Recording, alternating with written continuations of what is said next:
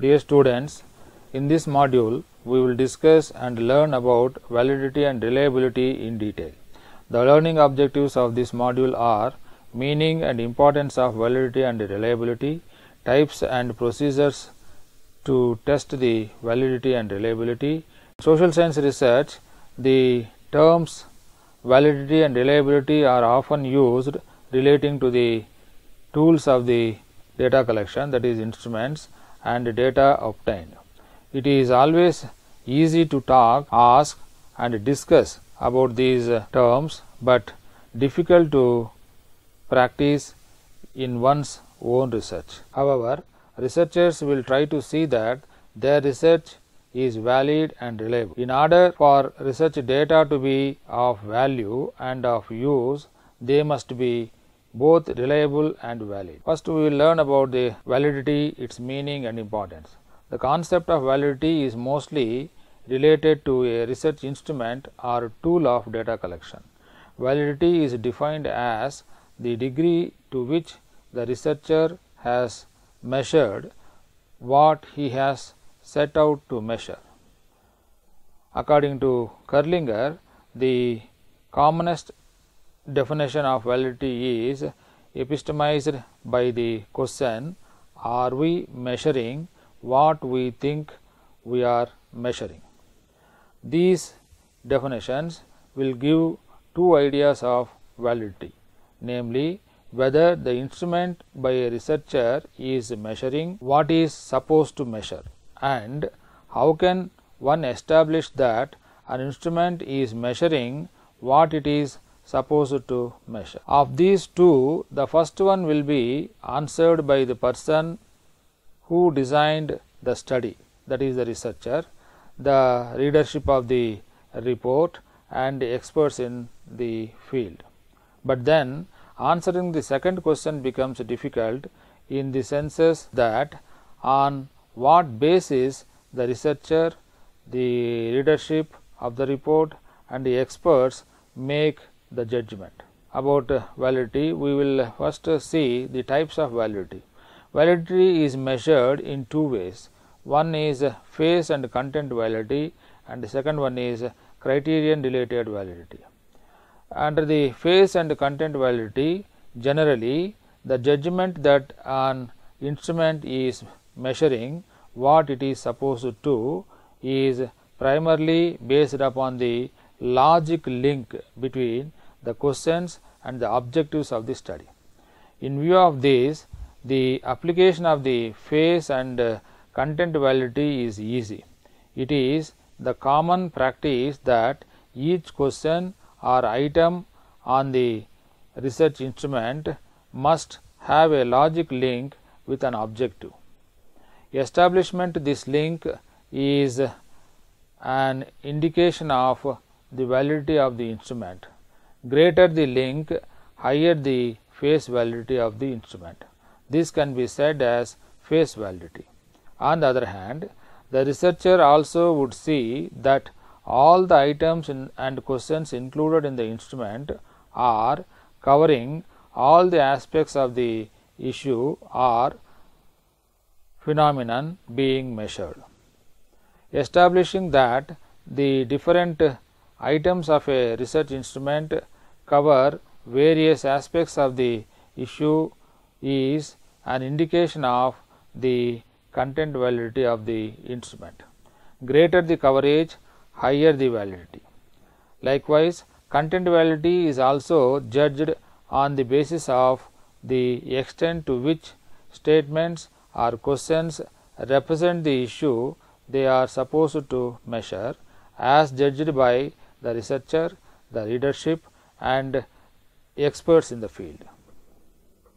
Though all these appear to be easy, the problems do arise because of subjective logic and judgment differentially by different people involved, and also the extent to which questions reflect the objectives of a study, as well as to measure the constructs, links, as well as to measure the constructs like intelligence, self-esteem, empowerment of women, personality dimensions, etc. The second type of validity is criterion related validity. In criterion related validity, the researcher will check the measure developed by him with that of some observable criterion. How is this different from content validity? In content validity, the criteria are the construct definition itself. It is a direct comparison. In criterion related validity, the researchers usually make a prediction and about how the measure will perform based on theory of the construct. The difference among the different criterion related validity types are in the clients they use as the standard for judgment. The criterion related validity used to be measured in three ways, like concurrent validity, predictive validity and construct validity. With regard to the concurrent validity, this is based on comparison between the instrument used to measure a phenomenon by the researcher with another instrument. For example, if a researcher wants to develop a new scale to measure empowerment of women, he has to administer this instrument among both the working woman and non-working woman. If both the instruments are measuring empowerment of women more or less similar, the instrument is assumed to have high concurrent validity. The second one is predictive validity.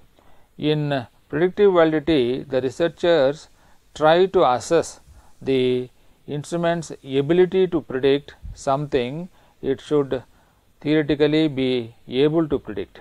It is judged by the degree to which an instrument can forecast an outcome.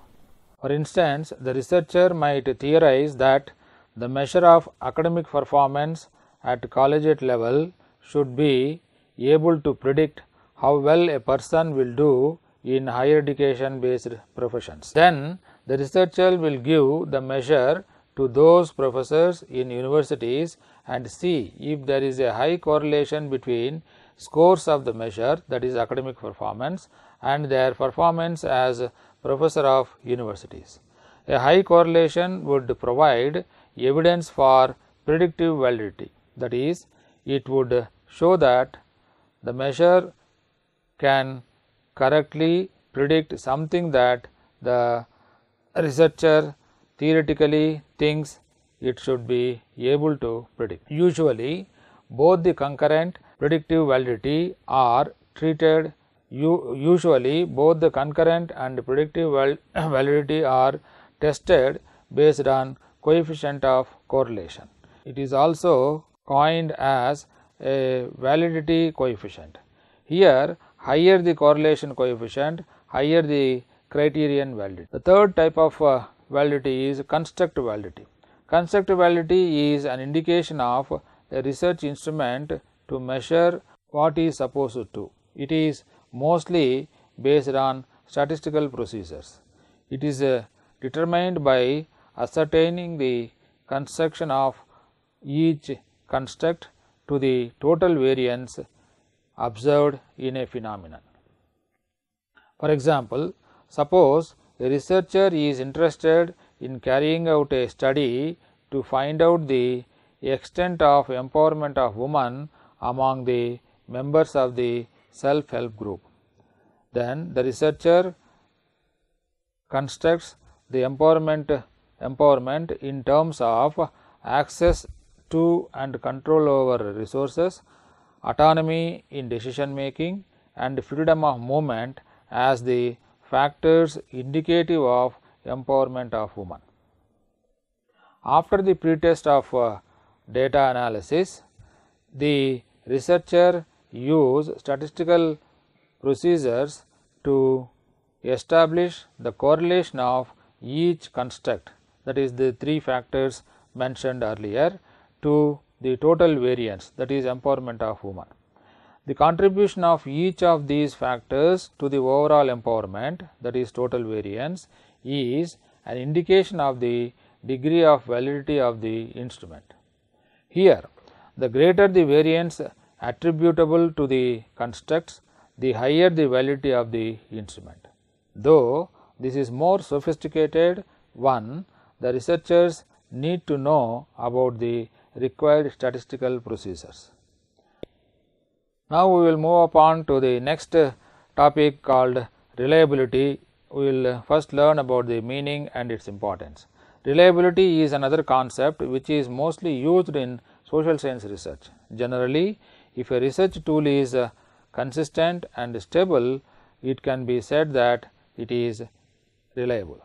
It is usually said that the greater the degree of consistency and stability in an instrument, the greater the reliability. In the words of Moser and Colton, a scale or test is reliable to the extent that repeat measurements made by it under constant conditions will give the same results, unquote.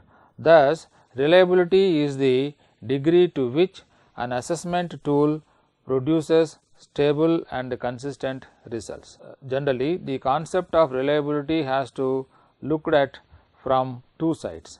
On the one side, it focuses on the ability of an instrument to produce consistent measurements.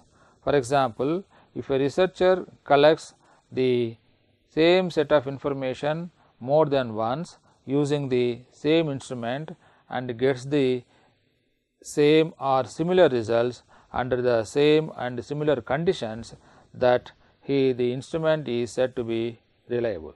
On the other side, it focuses on the degree of consistency in the measurements made by an instrument. It means the extent of difference in the measurements when the researcher collects the same set of information from more than once using the same instrument and gets the same or similar results under the same or similar conditions.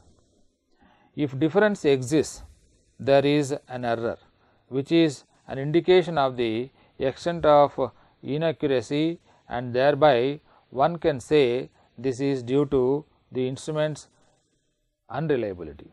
Hence, reliability is the degree of accuracy or precision in the measurements made by a research instrument.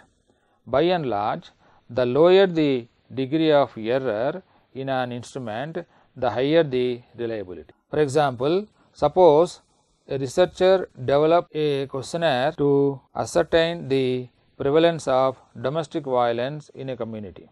When the researcher administered the questionnaire in a sample of households and found that domestic violence is prevalent at about 10% of the households. If the researcher follows the same questionnaire without much time lag on the same sample of households under similar conditions and observed that the prevalence of domestic violence is about 20%, then one can come to the conclusion that the questionnaire has not given a comparable result, which may mean it is unreliable. Suppose if such prevalence is just about 12% in the second attempt, one may say that it is reliable to a large extent.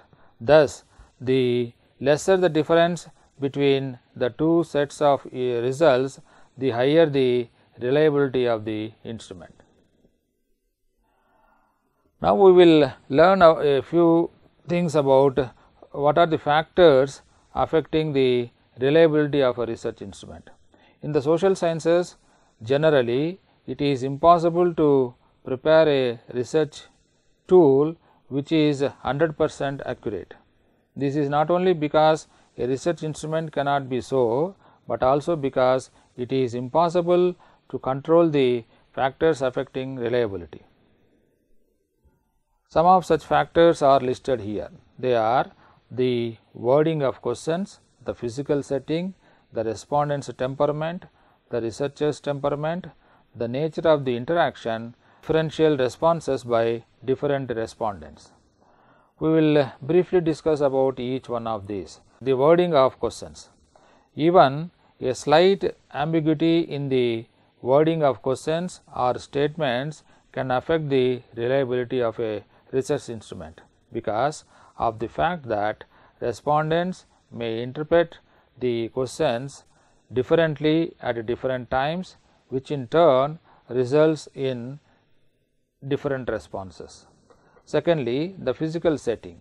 If we use the instrument as part of an interview, any change in physical setting at the time of the repeat interview may affect the responses given during the first interview by a respondent, which may affect reliability.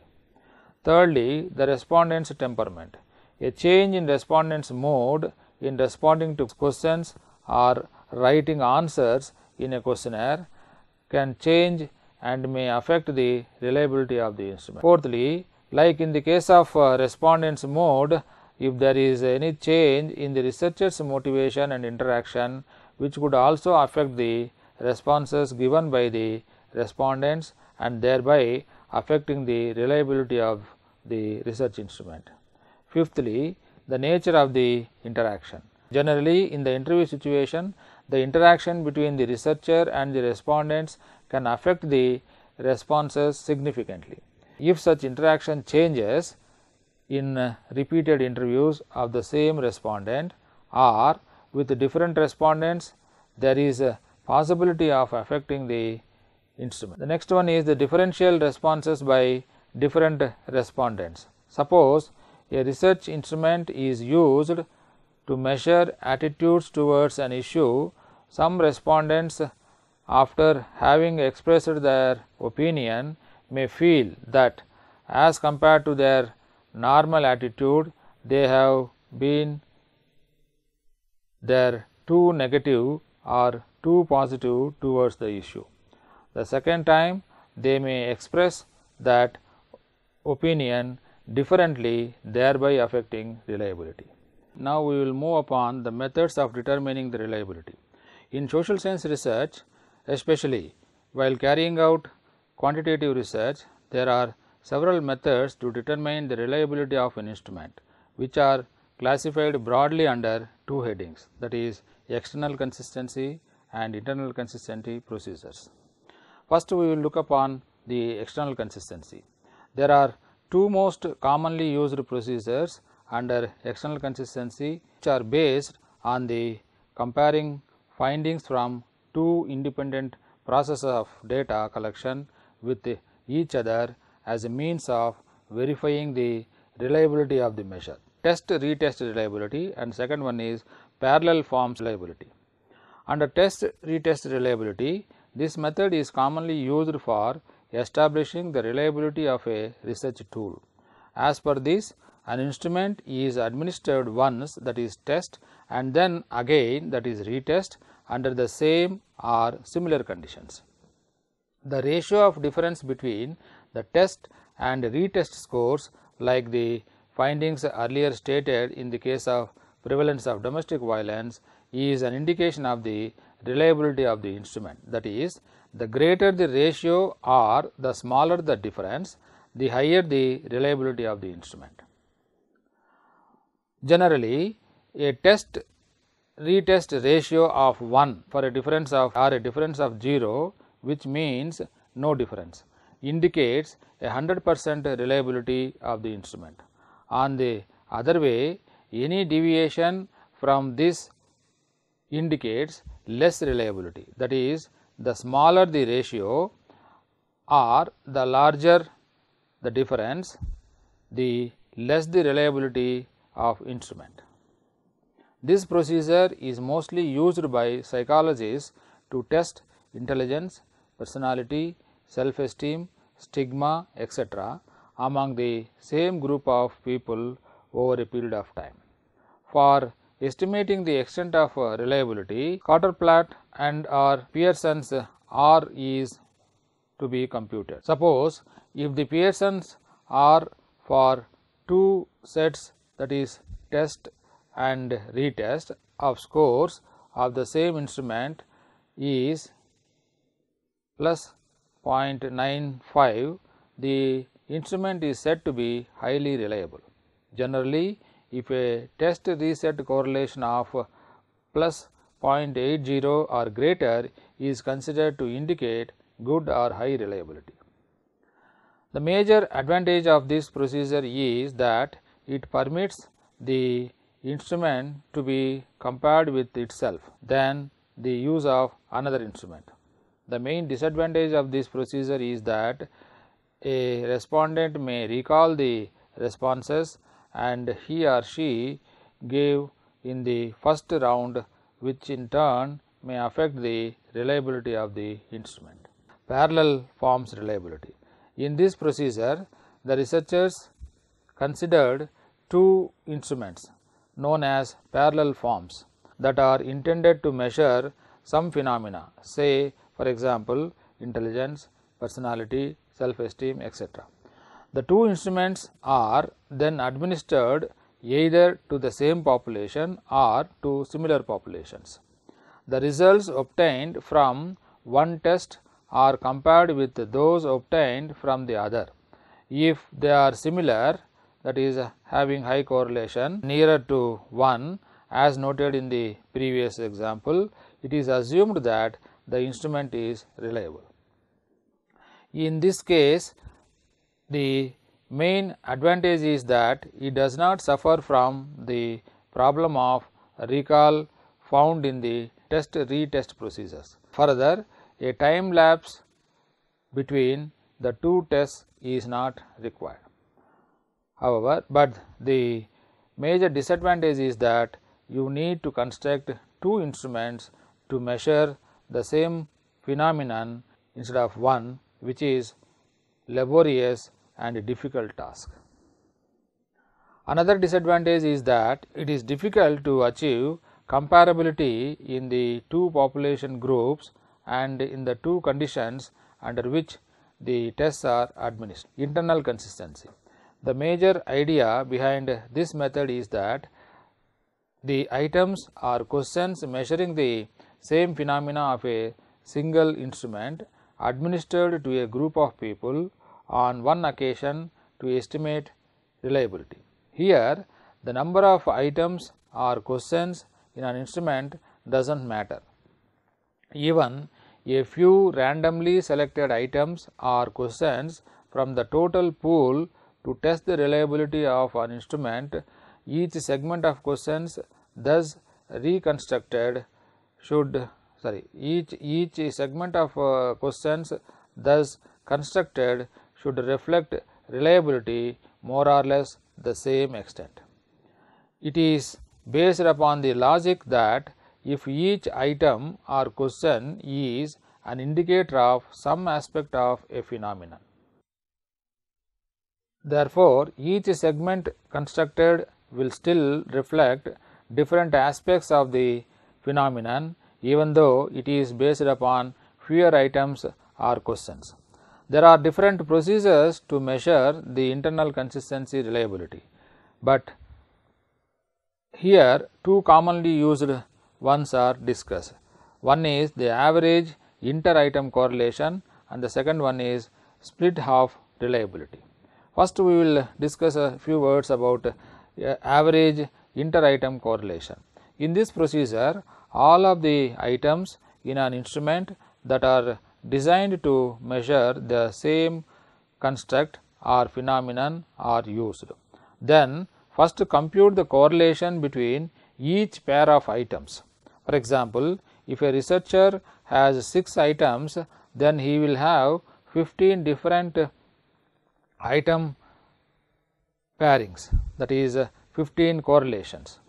The average inter-item correlation is simply the average or mean of all these correlations, that is product moment correlations. Suppose if a researcher gets an average inter-item correlation of 0.90 with the individual correlation ranging from 0.84 to 0.95, it can be concluded that the instrument is having higher reliability. The next type of reliability test is split half reliability. This is the most commonly used procedure for measuring the reliability of an instrument. This involves splitting the items into two sets, such as the first and the second halves of the items are the even and odd numbered items that are designed to measure attitudes towards an issue or phenomenon. Then a score is computed for each set of items and the relationship between the two sets of scores is examined. Here reliability is calculated by using product moment correlation. Suppose in a data set, if the split half correlation of 0.80 or greater is generally considered good internal consistency.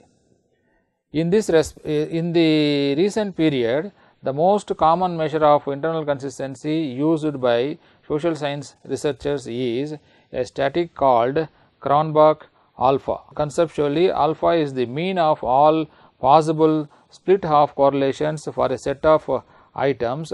Here again, a value of plus 0.80 or greater is generally taken to indicate good internal consistency. In sum, in this module, detailed discussion is made to understand about the validity and reliability, including their importance, types, procedures to test the same. Hope by having knowledge about these, you may be able to prepare research tools with better validity and higher reliability in your research endeavors in population studies.